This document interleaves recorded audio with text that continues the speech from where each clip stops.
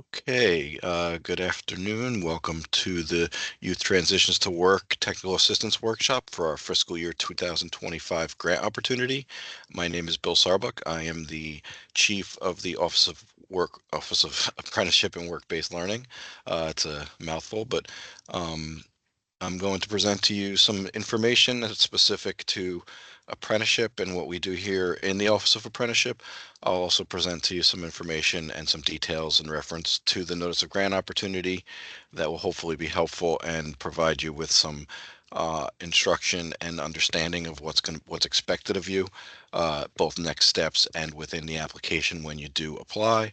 And then finally, like I said, we'll present you some information on how to utilize our IGX database, which is where you'll be data entering all of your application and submitting your application. And the last thing we'll do is we'll go over some questions that you guys have and answer them to the best of our abilities. So with that in mind, we'll get started here. First slide. Okay, so in March of 2018, Governor Murphy announced the development of the first Office of Apprenticeship within New Jersey, as well as the creation of the New Jersey Apprenticeship Network. The Office of Apprenticeship has evolved over the years to include programs that are specific to pre-apprenticeship and registered apprenticeship, but ultimately we oversee those grant programs. Youth Transitions to Work has been around for a lot longer than the Office of Apprenticeship, but the Youth Transitions to Work falls into and under the umbrella of pre-apprenticeship, therefore within our Office of Apprenticeship and Work-Based Learning. Next slide. The mission here within the Office of Apprenticeship is to work closely with the United States Department of Labor to serve as a one-stop shop for employers, nonprofits, secondary and post-secondary institutions that are interested in developing apprenticeship opportunities, to support new and expand on existing pre-apprenticeship and USDOL registered apprenticeship programs in New Jersey, to establish pre-apprenticeship and apprenticeship programs in non-traditional high-growth occupations and sectors, expand on New Jersey Apprenticeship Network to facilitate interactions between industry, educational institutions, training providers, and job seekers, to better align secondary, post-secondary, adult education, and occupational training to meet labor demands that are unique to New Jersey, and to develop better career pathways that lead to economically sustainable wages for New Jersey residents, helping apprentices earn college credits, access to robust career counseling, and increase diversity and inclusion in apprenticeship programs, and to remove economic barriers to training and upskilling through targeted investments. Those targeted investments would include programs like our Youth Transitions to Work program. Next slide. The New Jersey Apprenticeship Network, as we said, was developed under Governor Murphy, and the vision of the New Jersey Apprenticeship Network is to develop sustainable talent pipelines by aligning pre-apprenticeship and apprenticeship programs with the needs of employers, training providers, and job seekers. We here at the New Jersey Apprenticeship Network are focused on driving economic development through skills and educational attainment, concentrating efforts on sector-focused, demand-driven training and education programs that lead to better paying careers, advanced credentials, and skills attainment, and developing an ecosystem that provides multiple years of economic support to businesses and individuals for occupational skills training, leading to sustainable wages and upward mobility for workers and increasing talent pipelines for employers. The New Jersey Apprenticeship Network does include the Office of Apprenticeship and Work-Based Learning within the New Jersey Department of Labor, but it is not only the Office of Apprenticeship and Work-Based Learning. It includes business services here within the New Jersey Department of Labor.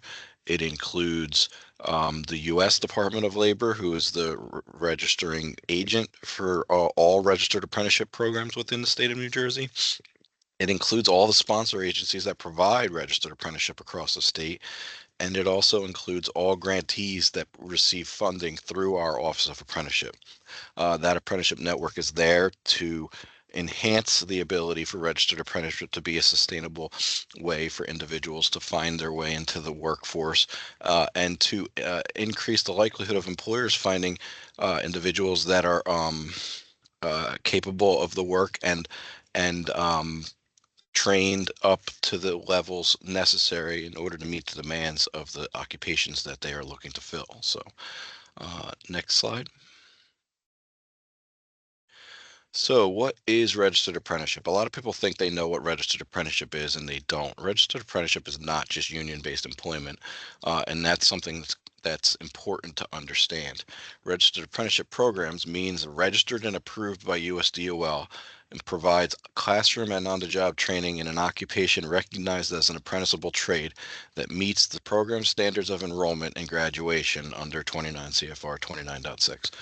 Ultimately, a registered apprenticeship program is a program that goes through a process of receiving approval through the United States Department of Labor. That registered apprenticeship program can be with any employer um, or intermediary agency in which they're ultimately working to bring on staff that are going to receive training, both occupational training, possibly training that'll work towards licensing, which will all fall under the related technical instruction part of the registered apprenticeship program, as well as on-the-job training, which would be providing uh, hours of pay to these individuals while learning on the job and working towards sustainability and the ability to meet the needs of the job.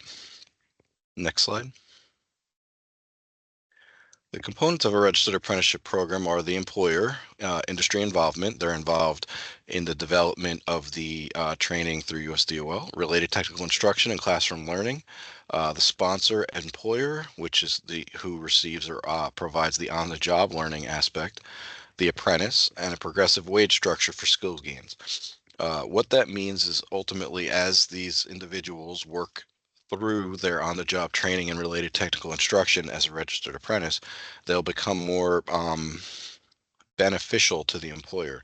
They'll be more capable of working and accomplishing tasks. Therefore, they'll be worth more to the employer, so the employer will increase their wages as time moves forward as they become more capable on the job. Next slide.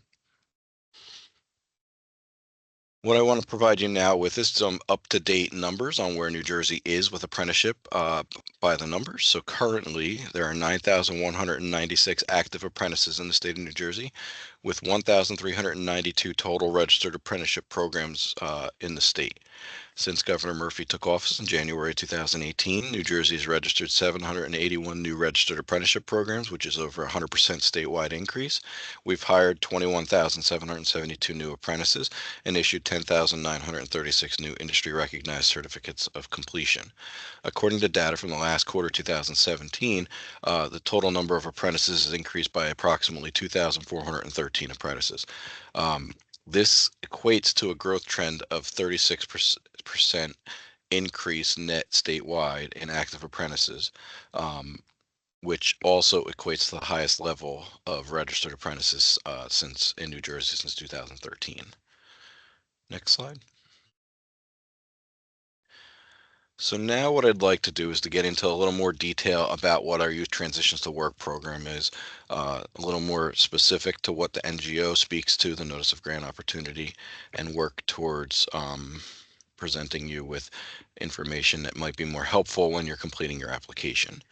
So the purpose of the Youth Transition to Work program is to provide greater opportunities and incentives for high school juniors, seniors, and out-of-school youth ages 16 to 24 to facilitate effective transitions to high-skill, high-wage employment in labor-demand apprenticeable occupations with long-term career potential and opportunities for occupational relevant lifelong learning. You'll notice that it says high school juniors, seniors, and out-of-school youth ages 16 to 24. It is mandatory that all the participants that you serve under the Youth Transitions to Work are within that age range, and they have to stay within that age range during the program. Next slide. The goals and objectives are to link secondary education and higher education institutions to existing apprenticeship programs that are registered with the United States Department of Labor, to establish pathways for participants of the Youth Transitions to Work programs, to enter apprenticeships in new occupations or industries that are currently not registered with USDOL or recently registered but not yet implemented, to increase employment opportunities for youth in existing or new apprenticeable industries and increase the number of high school graduates entering apprenticeship programs in New Jersey, to create a highly skilled workforce with increased availability of qualified entry-level youth workers, to help students establish a clear connection between learning and employment through work readiness, employment experience, career exploration, and mentoring, and to provide recognition of registered apprenticeship as a key component in New Jersey's workforce readiness system. Next slide. What we'd like to provide you with now are some details or elements that are specific to what a quality pre-apprenticeship program would provide. So these are details that are provided by U.S. Department of Labor. We provide you with a link at the bottom of this slide where you can go and find all this information plus additional information on what a pre-apprenticeship program would provide and what a quality pre-apprenticeship program should look like. So with guidance from the United States Department of Labor, they define the following as criteria for quality pre-apprenticeship programs. Uh, Partnerships with a registered apprenticeship sponsor. Um, if you're going to provide a program that's going to be considered a pre-apprenticeship program, you should have your partnership shored up front. What this means is ultimately those programs should be reviewing and approving your training and curriculum to ensure that it's in line with what that registered apprenticeship program is going to require when they're prepared, once they've completed the pre-apprenticeship and they're prepared to enter into that registered apprenticeship. You should also be working with those and creating those partnerships with those registered apprenticeship sponsors so you could facilitate entry and articulation of how these participants will complete your program and enter into their program. In some cases, you may be the registered apprenticeship sponsoring agency, in which obviously these things become a little bit easier. But at the end of the day, if you're going to be just the pre-apprenticeship program provider and you need to partner with a registered apprenticeship sponsor, make sure that you have these things in place. Applicants must have an established connection to at least one registered apprenticeship program or sponsor that's willing to hire the completers prior to application submittal. A sample consortium partner form can be found on page 32 of the NGO. That's just a sample, but it'll show you exactly what the form looks like and what you should provide us with within the NGO. Those established connections must be created ahead of time, and you should provide us with a consortium partner form for any and all registered apprenticeship programs that you're partnering with. You should have strategies for long-term success, access to appropriate supportive services, and a one-stop connection. Those supportive services should be there in order to ensure that the participants will be capable of completing your program when they enter, so that you're not accepting participants that are going to drop out at a early time frame or before they complete the pre-apprenticeship program.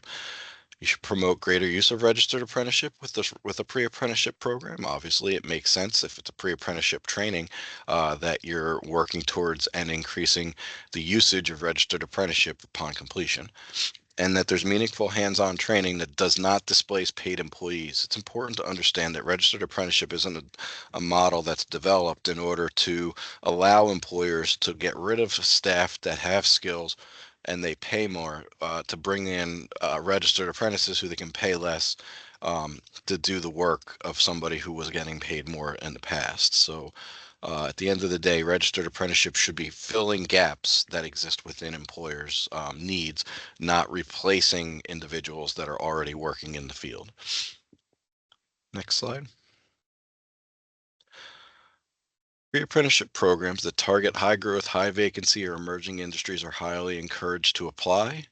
These targeted industries could include, but are not limited to, advanced manufacturing, biopharma and life sciences, energy, utilities and infrastructure, retail, hospitality and tourism, financial services and insurance, transportation, logistics and distribution, information technology, cybersecurity, green jobs, renewable energy, healthcare, STEM, science, technology, engineering and mathematics, construction and building trades, including lead abatement, public service, educational services, and early childhood education. Next slide. So YTTW aims to strengthen access to registered apprenticeships for individuals by recruiting from targeted populations and providing appropriate services to enable participation. Greater weight will be given to proposals that are able to recruit from the following targeted populations. Note, New Jersey youth are eligible. Only New Jersey youth are eligible to participate in a YTTW program. So you cannot go and recruit youth from outside of New Jersey. Those targeted populations would include women and minorities, youth currently unemployed, vocational school or post-secondary students, ex-offenders, veterans, persons with disabilities, Workforce Innovation and Opportunity Act eligible individuals, and underrepresented populations. Some supportive services that you would want to work to include within your program, or that you may want to include within your budget to ensure participants are capable of participating, can include but are not limited to childcare, transportation, help with obtaining a driver's license, expungement programs, communicating criminal backgrounds to employers, housing services, addressing substance abuse, obtaining high school equivalency diploma or GED, mentoring, guidance and counseling, and financial literacy. Next slide. Some program requirements and expected outcomes. So for program requirements, we have the requirement of outreach sessions to expose students to registered apprenticeship and recruit participants. These outreach sessions should be happening regularly, and ultimately it allows for you to recruit your participants and provide them with information on what it is that your program is going to look like and what it's going to provide to them. These can be done at high schools, these can be done at job fairs, they can be done in lots of different environments, but ultimately these outreach sessions must be provided. You must be in collaboration with consortium partners to develop an applied and integrated curriculum. As I said earlier, that curriculum should be something that's reviewed and approved by your registered apprenticeship sponsoring agency for a couple reasons. One is they want to make sure that it's properly aligned with the program that they're going to be accepting these individuals in once they go into the registered apprenticeship upon completion of the pre-apprenticeship, but also because if they work closely with their USDOL representative, these registered apprenticeship programs can actually get the hours that are utilized for this pre-apprenticeship program as hours that could be put towards their registered apprenticeship. So, it could work to their benefit, and it could reduce the number of hours that are necessary for these participants in order to complete their registered apprenticeships once entered in. The program structure for accepted participants are to provide these hours as a minimum. They must provide a minimum of 60 hours of occupation-specific training, a minimum of 20 hours of workforce readiness training, and a minimum of 10 hours of job shadowing experiences at training centers and/or employer work sites. The expected outcomes of a YTTW program are that 80% of accepted participants must be placed into a USDOL approved registered apprenticeship program at a rate of no lower than $16 per hour. Remaining students should receive job placement in a related trade at rate of no lower than $16 per hour. And then the other expected outcome is, if applicable, issuance of credentials such as certifications, licenses, and other college credits can be provided. It's important to note when it says 80% of accepted participants. So if you enroll 100 participants, 80 of them have to be placed into USDOL approved registered apprenticeship programs. That would be the requirement of this NGO, and that would be what shows success in the long run of your program. If you're not able to meet those demands, then you should reduce the number of participants you're looking to train. You should be training participants based on the need of registered apprenticeship programs that you're partnering with. If you find the need for them to hire 20 or 30 people, then you do the math and figure out what 80% would equal to that 20 or 30%. But ultimately, 80% of your accepted participants must enter into registered apprenticeship programs. If you have others who you provide service to that aren't interested in registered apprenticeship beyond that 80%, you'd then be working to place them into employment at $16 an hour or more. Next slide. So here's some program structure ideas. These are just ideas, but ultimately we provide this to you as an outline so that hopefully it will help you in developing your program to ensure that your program is going to meet the needs or requirements of this grant. This can be found within the NGO on pages 15 and 16 if you want to reference it yourself or look at it afterwards. So our contracts are going to be 18 months long, and they're anticipated to start May 1st, 2025 and end October 31st, 2026. Below is an example of a successfully structured pre-apprenticeship program that allows for enough time to meet the anticipated contractual outcomes. As we said earlier, 80% have to be entered into registered apprenticeship, so you want to make sure you provide the ample time necessary in order to meet those outcomes. So in months 1 through 3, with this sample outline, you would be providing recruitment and organization, which will focus on organizing program and developing recruitment and screening. With between months 4 and 14, you'll provide training and support. This will include administration of the training, providing assessments to participants for support, and to continue recruitment enrollment for additional cycles of training. And lastly, from months 15 to 18, you should be working on placements. Placements would include completers of the YTTW program, would all have to receive a quality placement outcome as defined within the NGO. Those applicants awarded should have strong partnerships with registered apprenticeship sponsors and employers to ensure placements occur in a timely manner after training is complete. Placements must be achieved prior to the end of the 18-month contract to reflect good performance and compliance. Next slide. Funding, incentives, and information. So our grant allows for there to be stipends provided to participants in order to ensure compliance and ensure participation. So applicants can include new needs-based stipends in their budgets to enable participation. The stipend is not a wage. It is intended to cover incidental costs incurred while attending the pre-apprenticeship training program. Payments can be paid to the participants on a weekly or bi-weekly basis and cannot exceed $250 per week. As we said, it's not to be treated like a wage. It should be being provided to them so that they could cover costs like transportation to get to the training, childcare if they have children that have to be in childcare while they're in training, um, stuff like that. But ultimately, it's funds that are provided to cover those incidental costs that are incurred while they're participating in a training program. Funding for the FY25 YTTW program is expected to be $2 million, contingent upon availability of funds.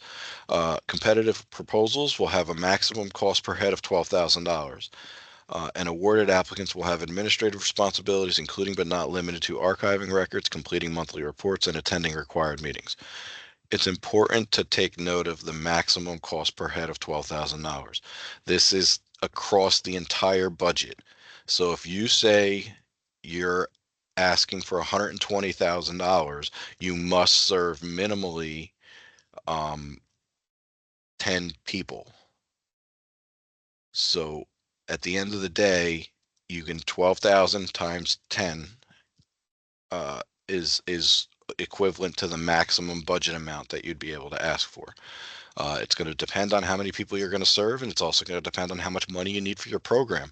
But like I said earlier, you should be working within the guidelines of what employers or your registered apprenticeship partners are interested in and already accepting when it comes to outcomes for your participants. Next slide. Now we'll go over the application process. Next slide.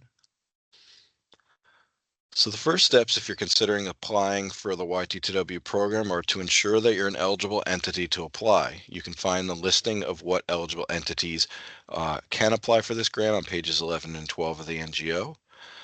You would want to have your authorized official register in our IGX database. The instructions on how this can be completed can be found on page 24 within the NGO. We're also going to go over that a little bit in a couple minutes. That authorized official would submit a letter of intent via email. That email address will be provided to you at the end of this presentation, but ultimately that letter of intent is a document that on pages 24 and 33 you'll find instruction and sample documents so that you'll know what you need to provide to us, and we'll show you a sample of it here in a second. NJDOL will approve the authorized official in IGX and provide access to the application. Once we provide access to you in the application, we'll also provide you with instructions on how to complete the application, as well as a copy of the notice of grant opportunity. The next two things are really important that you do not wait any longer than now to start. You need to obtain a tax clearance certificate from the New Jersey Division of Taxation. There's instructions and information on that on pages 27 and 34 within the NGO. There's also a link to it right here on this page. If you click on that tax clearance certificate, it'll bring you to documentation and information on how to complete and get that tax clearance certificate from the Division of Taxation. You have to provide us with that tax clearance certificate at the time of application submittal. It is mandatory. It's mandatory by law here in New Jersey, so it's not something that we can overlook. You will not be eligible if you do not provide us with an approved tax clearance certificate from the New Jersey Division of Taxation. If you have a tax clearance certificate that's within the last 6 months, you can submit that to us. It has to be within 6 months of the date in which um, it's not going to be active on the screen right now. The screen is just showing it to you. We'll have to send you the link. We'll send you this presentation. Sorry, I just saw that pop up as a question. Um, uh, but the tax clearance certificate must be provided to us. Like I said, it can be within the last 6 months. So if you applied for a grant within the last couple of months with us, you probably have a tax clearance certificate that's within 6 months old. It has to be within 6 months of the date that you submit your application. So whatever date the application's due by, within 6 months of that date is when the tax clearance has to be dated from taxation. And the last thing here is to register with the New Jersey Department of Treasury on the njstart.gov website. This is also a link on this page that you'll be able to use and access once we send you the presentation. But it's also within the NGO on page 34 of the NGO. Next slide. This is a sample of what our letter of intent document will look like. You'll attach this document here to your organization's letterhead. And then once you do, you'll provide us with the information that you see here at the bottom, the legal business name, industry occupation area, all the way through uh, being signed by the authorized official and providing us with a date. Once you've completed it, you'll email it to apprenticeshipunit@dol.nj.gov, which it says at the bottom, and that will allow for us to review it, check the database to make sure you've registered appropriately, and give you access to the application and provide you with information on how to complete the application. This is mandatory for all those who are interested in applying. If you've submitted one of these letter of intents in the past, it does not give you access to this grant. You have to submit a new letter of intent in order to apply for this grant. So please be sure to do this. Please be sure to ensure you're registered in our IGX database. And please be sure, like I said, to get those tax clearance certificates in place as soon as possible and checking with NJ Start to make sure that your organization is registered. The reason it's important to be registered with NJ Start is that's how you get paid. Ultimately, that's how we set up the account once you receive funding if you're approved for funding through this grant. So we need to make sure that's set up front, because ultimately if there's an issue and you can't get it set up, it could negatively impact your ability to receive funding. So those things are all very important. Next slide. Your proposal components include some required documents. All required information must be submitted within the IGX database, and those documents will include an applicant information page, previous funding page, counties to serve, the consortium partners page, which will be where you'll provide us with your consortium partner forms, the summary of expected outcomes, program narrative, occupational area and statement of need, organizational commitment and capacity, tax clearance certificate, budget summary and details, and miscellaneous attachments. Many of these documents are required, and many of these pages are required to be completed. Some of them are uploads of documents, and some of them are pages where you'll actually data enter information within them. But ultimately, you'll receive instructions on how to complete each of these pages once you submit your letter of intent and we give you access to the application. Next slide, please. So now I'd like to take a more in-depth look into some of those required documents that we just talked about. This will hopefully help you understand what it is we're looking for and what it is we expect you to provide us within these documents. So let's first take a dive into the program narrative. Your program narrative will describe your proposed YTTW program and clearly outline the following. It'll provide us with a strategy for providing outreach sessions at your local high schools or other places. It'll illustrate connections to registered apprenticeship programs and where applicable employers for program development and placement of YTTW participants. It'll provide details of the interviewing and screening process for accepting participants, as well as as the anticipated number of students that you will be accepting. It'll explain how you'll work on developing the curriculum with consortium members. The curriculum should be uploaded in the miscellaneous attachment section of the application. This will allow for it to be reviewed by panel members, and special consideration for applicants who deliver training that'll lead to a credential will be a part of the panel review. Uh, It'll describe how the workforce readiness and occupation-specific trainings will be conducted. It'll detail plans for providing job shadowing experiences or field trips and how those experiences will align with the proposed curriculum. And it'll provide projected placement outcomes, including the number of participants expected to be complete, the number of participants to be placed into registered apprenticeship or employment, and the breakdown of in-school versus out-of-school completers. There is a maximum of 20 pages that is allowable for the program narrative, so you'll have to make sure you include all this information within 20 pages, and then you'll upload it within the database within our required documents page. Next slide. Now we'll take a look at the occupational area and the statement of need.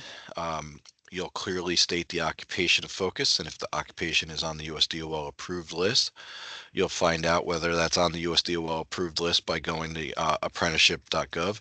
And when you go there, it'll provide you with details on the occupations that are already approved by USDOL.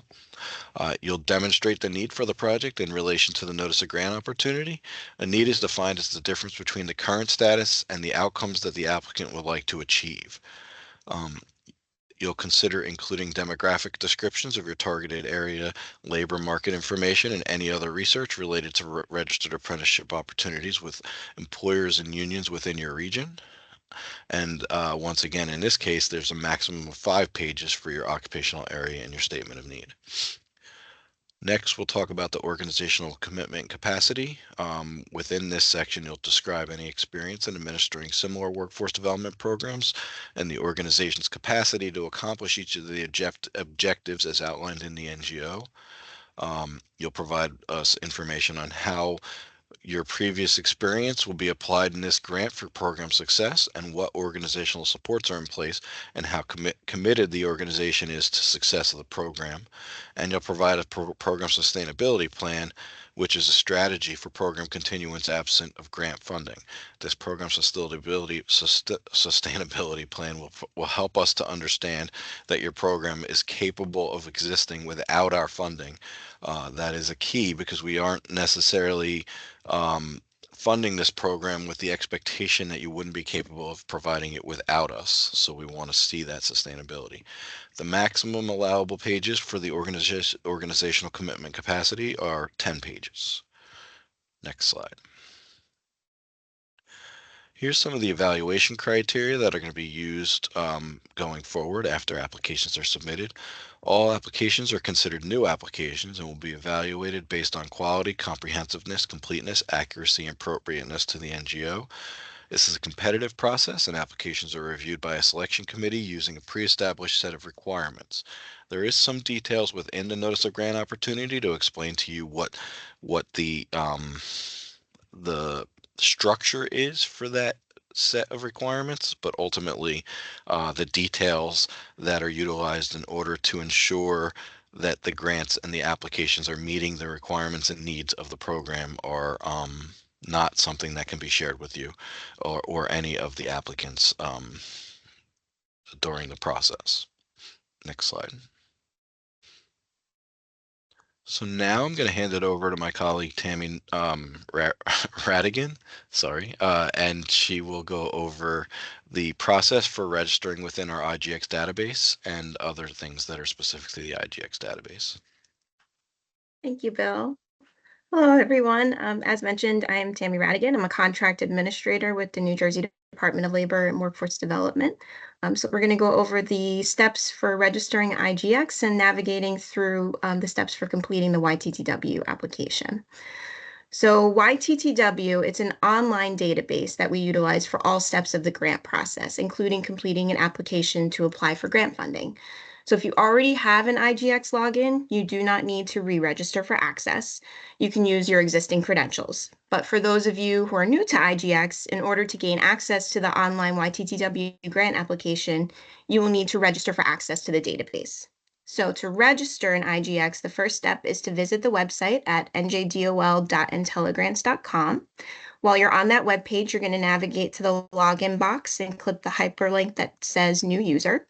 When you click that link, a registration form will appear like you see on the right, and you'll complete all the information requested on the registration form. And then at the bottom of the page, there's a section to indicate that the grant program you're applying for. So where all you need to do is just type in YTTW. So when you have all that information entered, you'll click the register button to submit the form. As Bill previously mentioned, however, in this presentation, this alone does not give you access to the application. You're required to submit that letter of intent to apply for the YTTW grant in order for us to approve your access. So my suggestion would be to register in the IGX system and then send your letter of intent via email to us to ensure that both steps are completed when we review your submission. Next slide, please. Also, if you've already registered with the database, you do not need to re-register. So you can submit your letter of intent if you know you're registered in IGX. But if you aren't sure that you've registered in IGX, or you definitely know you haven't, then you'll want to complete that process of registration.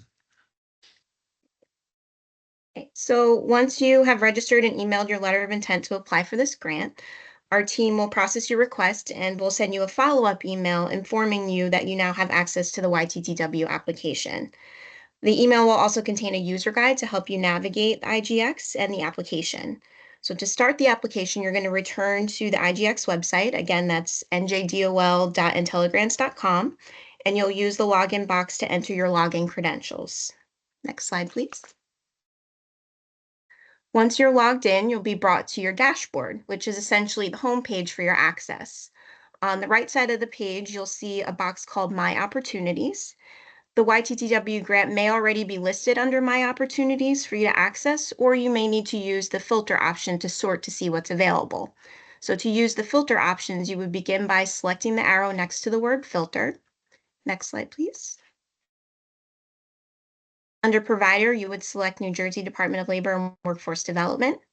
And under name, you would just type in YTTW and then click the search button. The YTTW application should then appear in the My Opportunities box under the filter section. And to start the application, you would simply click the hyperlink that has that title, the Youth Transitions to Work Grant Program. Next slide, please. After you click that hyperlink, you'll be prompted with an agreement box. And you'll notice in the agreement box that there's a hyperlink also for the standard assurances and general provisions documents. These documents are available for your reference to review. And when you are ready to start the application, you would select agree. Or if you're not ready to start, of course, you can always select decline. But once you agree to start the application, you would not need to complete all the components in one sitting. You have the ability to go in and out of the application and re-access it as many times as you need. So once you hit agree and you go through the application, if you sign out and come back in, your application is always going to live in that My Task section on your home page until you submit it. So you can re-access it that way if you need. Next slide, please. So after you agree to start the application, you're going to be brought to a document landing page, and all the pages that need to be completed will be located on the left side of the page under application. To view or complete a specific page, you would simply click the name of that page. And as you complete each page of the application, you'll see a little checkbox box appear next to the name of the page, and that signifies that it's been completed. So if the box next to the page contains an exclamation point, this means that there's an error on the page and that it requires your attention. It could be because there's an issue with some of the information that you entered or there's information missing. But all you need to do is simply revisit that page and add any of the missing information or fix any errors. Next page, please. After all the pages have been completed and you're ready to submit the application, your authorized official or your agency administrator, who is usually the point of contact for your grant, will then have the ability to submit the application for consideration. To submit the application, you would use the navigation panel on the left side of the page and scroll to the section, it's usually at the bottom, that says Status Options. Under Status Options, you'll see Application Submitted. You click the application submitted status, and a box will appear asking you if you're sure that you want to submit the application, which if you are, you should click OK. If for some reason you do get a data validation box that appears instead of an agreement box, what this means is that there are some errors within your application pages that need to be corrected before it can be submitted. So if that is the case, you would just revisit the pages that are listed in the validation box, correct the errors, and then you try to change that status again using the status options section. Now, after you agree to submit the application, you'll notice that under status options, an application canceled option appears. This does not mean that your application is canceled, so please do not click that option. All this is letting you know is that the canceled status is the only option at this time because you've already submitted your application. If you do have any questions about whether or not your application has been submitted, you can always reach out to our team and we can confirm that for you. Next page, please. One last thing about the document validation page that sometimes pops up when you try to submit your application. Sometimes you'll go back to that page and you will not see an error on that page or anything that you need to correct. If that happens, just resave the page. It will get rid of the document validation. The reason that shows up is we have a lot of checks and balances built into the application, and sometimes you've updated a page that requires you to make sure that there's nothing on that page that needs to be updated. So if you don't have anything on that page that needs to be updated, therefore there's no error, you can just resave the page and the error will go away on the document validation. Thank you. Okay, so important dates to remember. So your letter of intent, which includes the registration in the IGX system, should be completed by no later than noon on March 7th. So we advise that as soon as you think you're interested, register in the IGX and send your letter of intent. Worst comes to worst, if you change your mind and you decide not to apply, there's no harm in having those steps completed just in case. Secondly, your completed and submitted application must be received by no later than noon on March 14th. Please do not wait until the last minute to submit your application. As you all know, which is common with technology, especially in a database that you may not be familiar with, technical issues do occur. So do yourself a favor and allow enough time to troubleshoot any problems that arise so you can have everything submitted on time. Also, we advise not waiting until the last minute to ask questions about issues that you may be encountering or questions that you have. The application deadline day gets very busy, as you can imagine, and we're a small team, so we can only take so many calls before the deadline. And you don't want to miss a deadline because you waited until the last minute to ask us a question or for help. The deadline is strict. Rarely are exceptions made, so please allow yourself time to ensure that you have everything completed and that you're putting your best foot forward in that way. Lastly, final decisions and awards will be communicated to the applicant no later than 45 days following panel review. I can't Next. be more, I can't express more to you that these are deadlines. They are not do them these days information pieces. Please do them as soon as you possibly can. Get your letters of intent in as soon as you possibly know. Get your applications completed and submitted when you can get them completed and submitted. If you wait till the last second, ultimately, there's always the chance for issues to occur. I just always want to make it clear that just because it says it's not due till noon on March 14th, you shouldn't wait until 11:59 on March 14th to hit submit. Just because it says noon March 7th is when the letters of intent should be submitted or due by doesn't mean you should wait till that day to submit them. A lot of people submit their letters of intent after the March 7th deadline.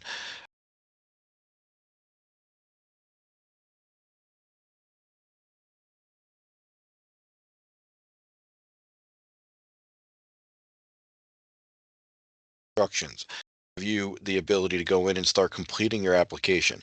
You always will provide us with a better application if you give yourself more time to complete the application. It's not a simple process. Applications are difficult and they're difficult on purpose. There's a lot of information that we require of you, and that's on purpose once again. Ultimately, you have to make sure that you're prepared and that you're providing us with your best foot forward when it comes to that application because it's competitive. I promise you we'll get more than $2 million worth of applications submitted, and we only will have $2 million available to provide funding. So you're going to be in direct competition with others that are applying, and you want to make sure your application is as strong as it possibly can be. So make sure that you give yourself that time and that you don't wait till the last second to complete these things so that you have that best opportunity to receive funding. Yeah. Next slide, please. So this is the contact information for our unit. Jim Manning is our director and Bill Sarbuck is our chief for our unit. For any general inquiries or technical assistance, the best way to ensure response is to email the apprenticeship unit inbox with the email address there. Emails to that inbox, they go to everyone in our team so someone can get back to you right away. So that's really the best way to reach us all. And that's apprenticeshipunit@dol.nj.gov. Next slide, please. Okay, so that concludes our presentation. We're going to move on to the questions portion of the presentation. Bill, do you want me to read off the questions that are in the chat box? I can read them, I think. I'm just making sure. Okay. Dawn Monaco, will we receive a copy of this presentation? Yes, as long as you registered for this training and to participate today, you will receive a copy of this presentation. If for some reason within the next 48 hours or so you do not receive a copy of this presentation, email the apprenticeship unit at dol.nj.gov email address and we'll forward it to you. What would happen if you only place 75%? We're going to hunt you down. No, at the end of the day, 80% is the goal. And ultimately, what would happen is you would not meet the expectations of your contract or your grant. Um, we would ultimately take that into consideration when it comes to future opportunities for funding if you were to apply in the future. It could negatively impact your ability to receive future funding.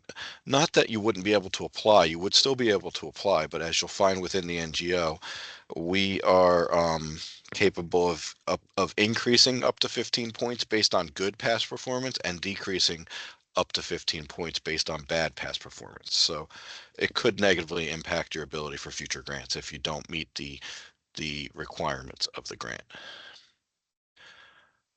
All right, so you expect every accepted participant to complete the program. Not necessarily. That we expect 80% of your participants to enter into registered apprenticeship. So in some cases, you'll have participants who do not complete the training, who do still qualify and enter into registered apprenticeships. In other cases, you'll have people who do not complete that do not get an outcome. But we do expect that 80% of the participants that you accept into the program will be entered into registered apprenticeship. The reasoning that it's based on acceptance is we're talking about youth here.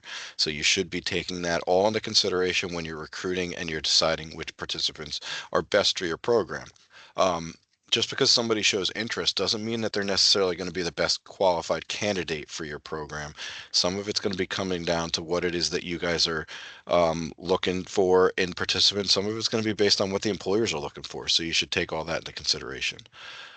Um, Contacting DOL for IGX corrections, modifications, and approved programs has been elusive and frustrating for previous programs, despite sending this via the given email on DOL website. I appreciate your desire to help trainees, but responding to your emails in quicker manner will do us all good. Not exactly sure who you're talking about in reference to this, but ultimately we have many program areas within the Department of Labor. I will tell you that if you reach out to our apprenticeship unit at dol.nj.gov email address with any issues or questions in reference to the IGX database, that you will receive notification or information back from us within a 24-hour period. That is not something that I would expect to be very difficult for us to provide you with. Obviously, if you're reaching out to us during off hours, you won't hear back from us that day necessarily. But we do respond to our emails right as quickly as we can. And the reason why we ask you not to wait till the last second to start your applications and get them submitted is that so that we have this time frame to provide you with the best quality customer service to ensure that you are able to get your database questions answered and things corrected. If for some reason there was a database issue and we needed to provide you with additional time, that would be provided to participants and applicants at that time. Does the curriculum have to be finalized before the grant is awarded? It may be difficult to work with partners in advance of receiving the award. So Shelley, um, at the end of the day, we do need your curriculum to be, for the most part, completed. It doesn't have to be completely completed, but ultimately you're going to provide us with that curriculum in some capacity. We ask you to provide it to us within the miscellaneous attachments. But ultimately, all of your plans don't necessarily have to be finalized in order for you to apply, but you should have a plan that is already developed, partnerships that are developed, placement abilities for these participants at the time that you're applying for the grant. Um, YTTW is a program that's existed for 15 or 20 years. It's been around a really long time. So at this point, I'm not saying that all of you should be aware of it. I'm just saying that it's been in existence, and we ultimately would want you to make sure that you're capable of providing what you say you're going to provide within your application. Ultimately, because at the end of the day, you're held accountable for it, but both contractually and financially. So I just wouldn't want you to set yourself up for failure if you were to get approved for a program that you weren't necessarily, and what you provided us with in your application wasn't what you exactly were going to do once the program starts. That's really not how the process works, but that's just some basic information. Can trainees fill and email the initial intake and training forms directly to DOL Workforce Board? What if workforce boards seem oblivious to these programs, as has been the case in many of them? Are there ways for training providers to accept trainees and work directly with the NJDOL directly? So here's what I'm going to say.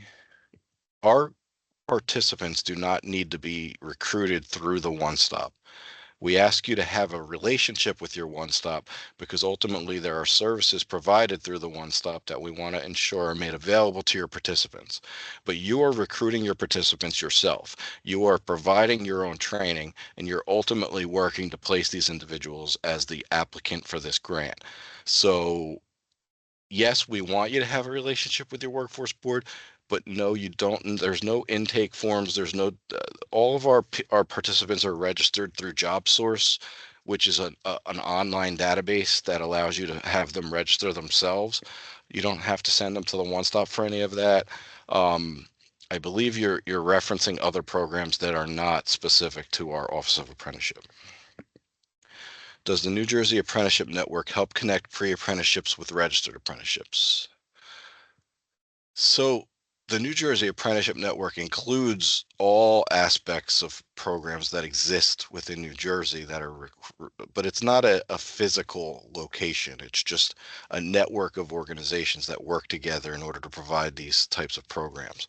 Um, what I would say to you is if you're looking to connect with your pre-apprenticeship programs with registered apprenticeship programs, you should go to apprenticeship.gov, which is USDOL's apprenticeship website. You can look based on occupations, you can look based on counties, you can look based on approved registered apprenticeship programs. There's lots of ways to do searches for the types of trainings and the organizations that have approved programs in New Jersey right on apprenticeship.gov, and ultimately you should start there. But I would say to you, you really need to like see and look around what's within your community, because making connections at this point in the game might be a little bit difficult when you're trying to do that as you're trying to get an application submitted. I'm not saying it's impossible. I'm just saying it's going to be a lot of work. How many awards do we anticipate? We anticipate providing as many awards as we can with $2 million. So we have a passing score of 70. Anybody who scores above 70 is eligible for funding. At the end of the day, recommendations are made on the highest scores that will equate to that $2 million that we have available to provide for the YTTW program. So it could be, you know, 3 or 4 agencies. It could be 5 or 6, depending on how much everybody's asking for. Can an apprenticeship sponsor also be a pre-apprenticeship recipient? Well, I think what you're saying is if you're an apprenticeship sponsor, can you provide pre-apprenticeship training? And yes, you can. So you are capable of being a pre-apprenticeship provider if you're a registered apprenticeship sponsor as well. How and when are payments made? We make all of our payments in a reimbursement model. So you would front the funds and we would reimburse you for anything that you paid out. And it's done on a monthly basis. So every month you bill us for any expenses that you've incurred during the previous month. Is past performance specific only to NJDOL programs? Yes, currently it is only specific to NJDOL programs. Can other employers outside registered apprenticeships accept trainees directly? And will these trainees be counted as part of the 80% success rate? Yes, they can accept, employers can accept outside, um, can accept trainees outside of registered apprenticeship. No, it does not count towards the 80% success rate. The 80% is specific to acceptance into a registered apprenticeship. So employment does not count, only apprenticeships. Employment counts as a positive outcome. I don't want to pretend like we're saying it's not positive for individuals to receive a job. It does count as a positive outcome, but specific to a pre-apprenticeship model for this program, the requirement is that 80% enter into registered apprenticeship. That's the requirement. It doesn't mean that your program was highly unsuccessful if it doesn't happen. It just means that it really wasn't a pre-apprenticeship program. It was a training program. Hopefully you can understand the differentiation there. Did you just say it's okay if someone moves forward to a registered apprenticeship before they complete the pre-apprenticeship? Yes, it's possible, Dana, that that could occur, especially if that registered apprenticeship sponsor was in need right away. Um, that could occur. It's not often that it occurs, but it could occur. Earlier, you mentioned participants must remain within 16 to 24 during the program. Will this jeopardize the participants that are 24 and will turn 25 during the program year? So technically, we are looking for you to serve individuals that are 16 to 24 and that enter into a registered apprenticeship still within their youth age range. So um, we would want to have them be 24 at entry into the registered apprenticeship. But I would say to you that if you had a participant that was 24 at entry, we would allow that person to be accepted into the program. Can providers please have the forms to recruit trainees directly? That will help. I'm not following. There is no, there are no forms to recruit trainees. Um, the recruitment is done by the pre-apprenticeship program, which would also be our YTTW grant recipient. There is a form that all of your participants will complete. We provide that to you to to have the participants complete, but it's only kept on file by you. It is not provided to anybody external from you. Um, hopefully that helps. Is the goal to have one occupation connected to the pre-apprenticeship and registered apprenticeship program versus multiple occupations apprenticeships? So Megan, I wouldn't tell you how to provide and how to create your program because that's not my place. I would say it could be difficult for you to provide a single pre-apprenticeship program that leads to multiple occupations and multiple apprenticeship programs. I mean, obviously it could be the multiple apprenticeship programs within the same occupation. That's possible, and that makes a little more sense when I just say it out loud. But it would be hard for you to provide a pre-apprenticeship training that was specific to, let's say, HVAC, and then also provide a pre-apprenticeship training to, automotive repair, and then have the ability to place them, how would you you would there would be two separate pre-apprenticeship programs that are leading to two separate registered apprenticeship programs. I'm not saying that's not something that you could do. That's possible. It's just it would be a lot more work and a lot more difficult to kind of explain. It almost reads like two separate applications. It might be a better idea to stick to one occupation, but it really is up to you which way you want to do it. Can a provider accept to train more than 10 trainees? Yes, you can accept to train as many individuals as you want. Just know that you're in direct competition with others. And ultimately, um, the more money you ask for and the more individuals you expect to train, the more expectation of your program showing proof of success and more expectation of your program uh, clearly being articulated within your application would be put upon it. So just all that's the stuff to take into consideration. There is no limitation on how much you can request of the $2 million. We just only have $2 million to provide across the state of New Jersey. Did NJDOL raise, modify indirect services limit to 15% like the recent changes to federal OMB?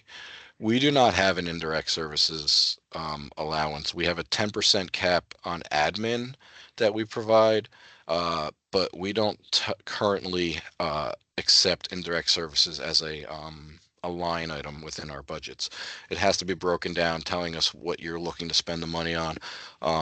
Ultimately, we do that because there are some unallowable costs that we want to make sure we can track, but we do not utilize indirect costs within our cost lines.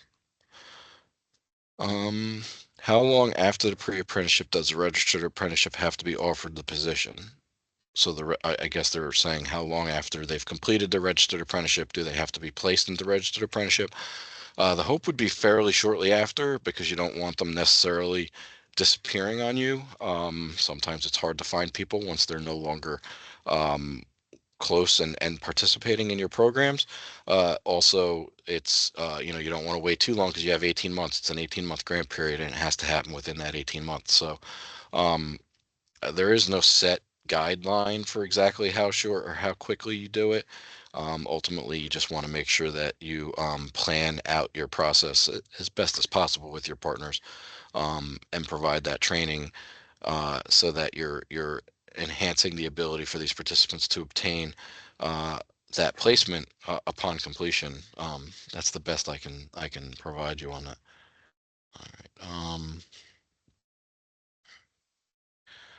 So the mode of submitting costs for reimbursement that is done through our IGX database. We provide you with um, activity and expenditure reports upon completion of approval for the grant. So you would submit your application, it gets reviewed by a panel. If it's approved, we would provide you all with a notice of award, which would basically give you funding authority. And then we would complete a contract within our IGX database. We use the IGX database for all of those things. Once the contract's in place, we would then provide you with access to activity and expenditure reports that you'll have to complete on a monthly basis. They are done the month, they're done for the previous month every month. So if you were doing a February report, it would have been for services provided in January. So that's how you would submit costs for reimbursement. Okay.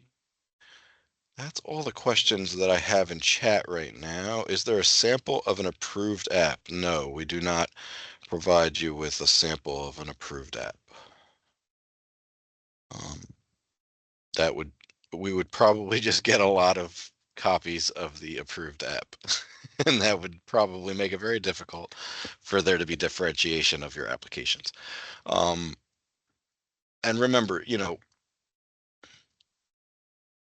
the NGO, if you read it closely and you pay attention to the instructions that are provided to you within it, plus utilize the information that we provided to you within this presentation, it kind of guides you on exactly what kind of details to provide us. Make sure you're following those two pieces of detail, and they will help you tremendously in completing the application.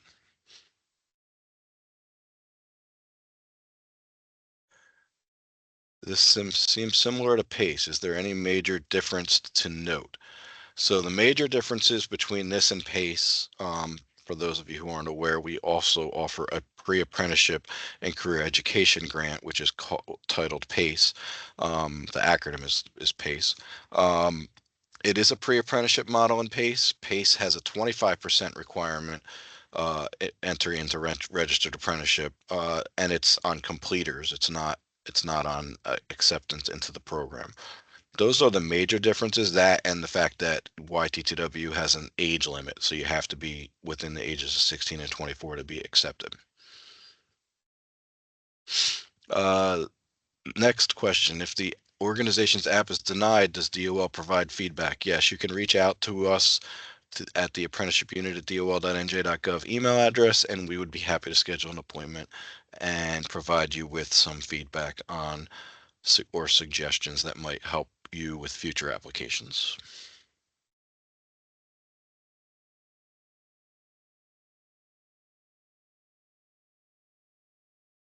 Give another minute, make sure there's no additional questions. If anybody's not able to type in the chat for some reason and you would prefer to unmute yourself and speak up, Tammy, if you could give them the ability to do that. Yep, they should be all set All right, thank to you. unmute. So you can unmute yourself and ask your question. Can you get funding from more than one source? So I'm guessing you're saying if our grant provided with some of the funding that was covering it, and then you had other funds uh, that would help provide for other parts of the training. I'm gonna say that it's allowable, but it all depends. We don't want to pay for the same services that other people are paying for.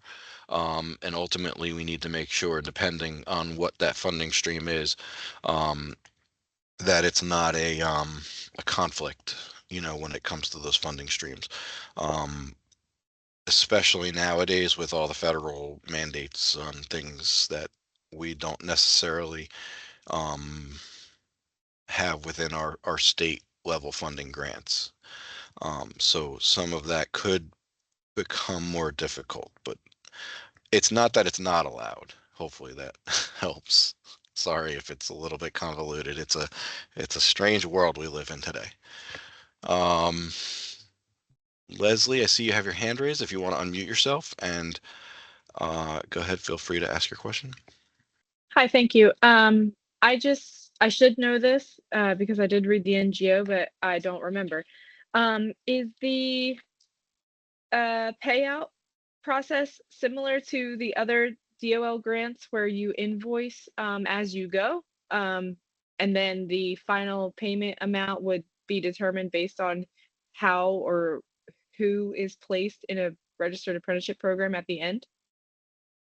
So, kind of. There's a couple. So yes, we invoice throughout, so you would bill monthly throughout the grant. We do not pay out based on meeting outcomes. Um, there is no uh, the funding isn't attached specifically to certain time frames throughout the grant. It's all based on the costs incurred by you as the program provider and when those costs are incurred. Obviously, we try to stick within the $12,000 range. So if you've only served one person, we probably wouldn't approve you to bill us for more than $12,000. But if you've served, what you're contracted for, we would allow you to bill accordingly based on what costs you've incurred through the training program. But as far as placement doesn't necessarily come into play when it comes to payment because we don't pay specifically through this grant for the placement. The placement is just expected as when it comes to meeting your goals of the grant. Can approved trainers accept DOL vouchers directly from trainees? So I'm Dr. Mensa, I'm struggling a little bit because I feel like you're talking about an ETPL program or otherwise are known as our fee our contracts that you get through the one stop. We don't provide vouchers for our grants. Our grants are very specific. They're contracts between the Department of Labor and the provider. They're not one participant per at a time. So we'd provide a contract for multiple participants. Um, if you're asking if, as a training provider, you could accept vouchers through the one stop for a participant, and then we would pay on top of that. I mean, I would tell you it would probably require a conversation. Once again, it would require us to figure out what funding streams are being utilized for those participants, and we would have to ensure that we're not both paying for the same service. Um, if it costs, for example, if you're providing a training and that training costs $20,000, we're not going to pay 12,000 and the one stop's going to pay the other eight. It doesn't really work that way. We're kind of capping this training at the expectation of what our training is at $12,000. And if they're provided with the same service, we wouldn't want to pay for it and have somebody else pay for it as well. That's not to say that there aren't trainings out there that are that costs more than our $12,000 per participant. Absolutely, there are. This just may not be the right funding stream for what it is you're looking to do, if that's the case. So that's all I'm saying. I'm not downplaying some trainings that are way more costly than $12,000. That exists.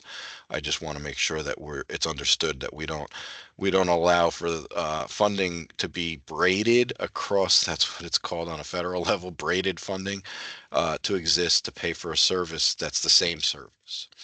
It'd have to be for different services for the same person.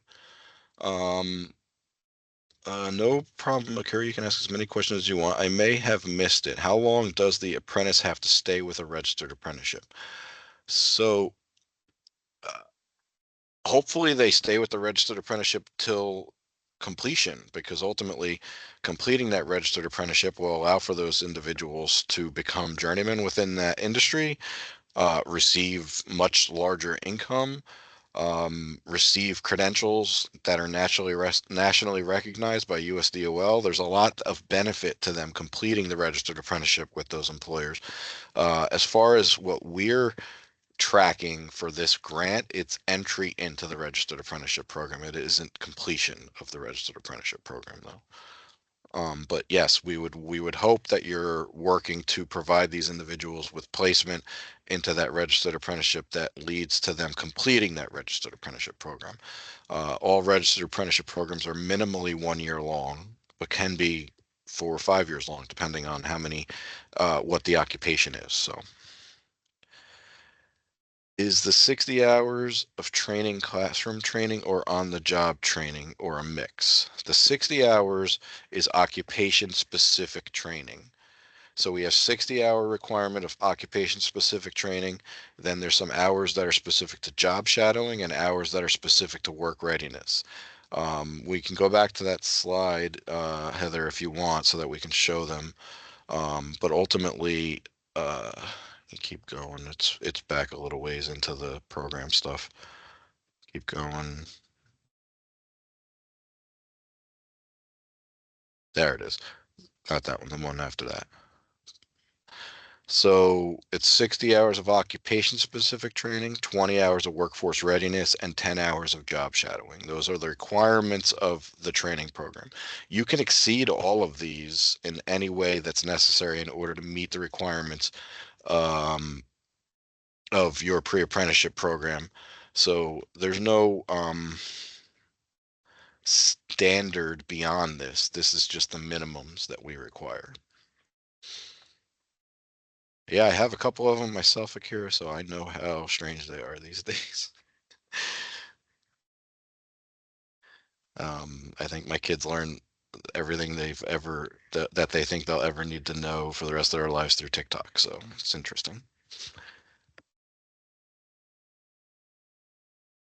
You have anybody else want to speak up instead of can any of these hours be completed virtually, such as Oculus headsets? So I think if the training is capable of being provided virtually, and that virtual setting is something that you could provide details on why it works better within your application. I'm not saying that it's not something you can do. It's absolutely, I mean, um, a virtual setting is kind of the world that our kids live in nowadays. But at the end of the day, you'll want to make sure that you explain this within your application, explain why it's being done this way. I think the hard part is, some of these headsets obviously get pricey and expensive, and you need to stay within the guides of the grant allowances. Very few of these participants are going to have these types of equipment on their own, so that you'd have to provide them with it.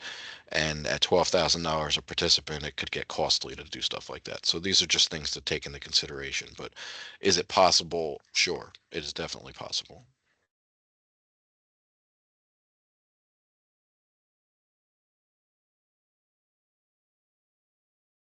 Any other questions?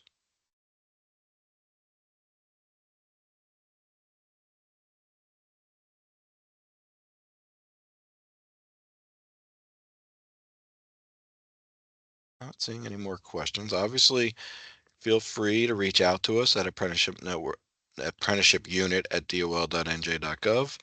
We can answer any additional questions there possibly.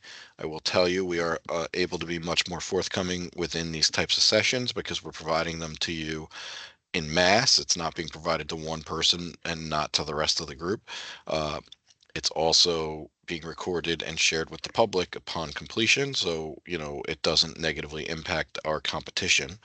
So you may ask questions and we may not be able to be as forthcoming with information, but please feel free to reach out. We'll be happy to answer any questions to the best of our abilities. Um, and other than that, we look forward to the next steps, which once again, I'll repeat, you should make sure you're registered in our IGX database. Make sure you get those letter of intent submitted to us as soon as possible. Um, Work with the Department of Treasury and the Division of Taxation to get those tax clearance certificates in place as soon as possible. Ensure you're within the NJ Start website. Your organization's registered with it. And we'll give you access to the application so that you could start completing it. I know quickly went over some of those pages within the application. Don't worry. As we said, once you submit that letter of intent, we give you access to the application. We will provide you with a detailed um, user guide that will help you through each page of the application for submittal. And as I said earlier, if you utilize the documents that we provide you from this training, as well as the notice of grant opportunity, it will help you with completing each one of the sections as well, as far as what it is that you need to provide us with.